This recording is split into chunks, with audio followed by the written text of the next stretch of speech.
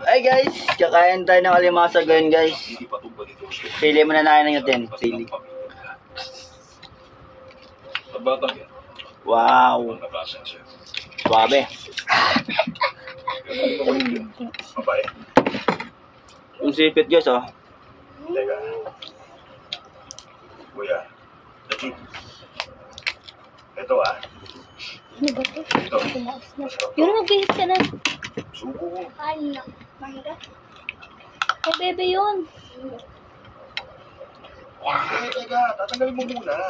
Guys oh. Tapos, Laman ng sipit oh. suko muna. Tama, suko muna. Yan. Huwag ka naman kasar, tigilan mo ako. Oh.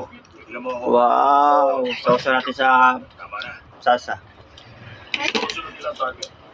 Ah, sarap talaga. Kalamdan at taliban.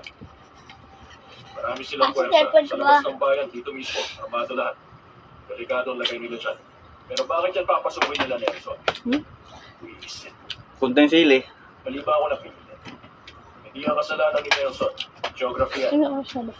Okay. Nelson, ang tanging daan papunta sa Quezon. Siguro Good. nga, pero hindi tayo pwede umasa lang kay Nelson. English Magpasya na tayo ano ng yun?